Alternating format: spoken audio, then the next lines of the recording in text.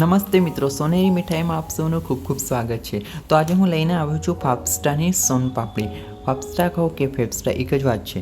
તો આ એક ટાટાનું પ્રોડક્ટ છે। તો આપણે સૌ હલ્દીરામની સોનપાપડી તો ખૂબ જ ખાધી છે, એ ખૂબ ફેમસ છે।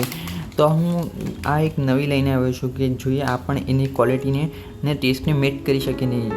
આમાં એક ખાસ વાત એ છે કે આમાં no preservative and no colour added, એટલે કે કોઈ કલર પ્રિઝર્વેટિવ એડેડ નથી ને ટ્રાન્સફેટ પણ નથી। તો આ કહી શકાય કે ખાવામાં થોડી હેલ્ધી છે અને ડિઝાઇનિંગ પણ ખૂબ સરસ છે। ફોટોઝ ગ્રાફિક્સ આપવામાં આવ્યા છે, આપણે જોઈશું કે અંદર સેમ છે કે નહીં। અને એક ઇન્ડિયન ટચઅપની ડિઝાઇન આપવામાં આવી છે।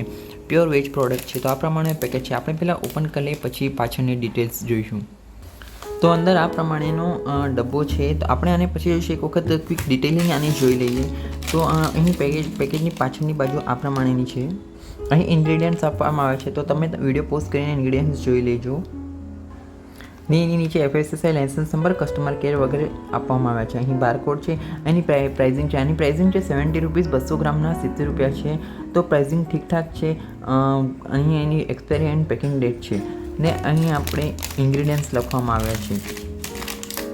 અહીં ઇન્ગ્રેડિયન્ટ્સ છે અને સૌથી ઇમ્પોર્ટન્ટ અહીં આ નોટ આપવામાં આવે છે કે આને સૂકી જગા પર સ્ટોર કરવાનું છે, પણ આને ફ્રીજમાં સ્ટોર કરવી નહીં। જનરલી આપણે મીઠાઈને કેક છે વગેરે ફ્રીજમાં સ્ટોર કરીએ, પણ આને ફ્રીજમાં સ્ટોર કરીને આને ઓપન જ રાખી અને 5 દિવસની અંદર કન્ઝ્યુમ કરી લેવાનું। તો એ પ્રમાણેની અહીં વોર્નિંગ છે ને આ બાકીની ડિટેલ્સ છે। તો ચાલો આપણે હવે એને ઓપન કરીને જોઈ લઈએ।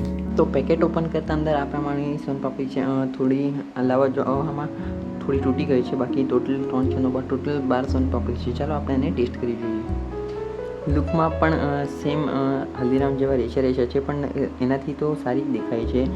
તો ચાલો આપણે આને ટેસ્ટ કરી જોઈએ।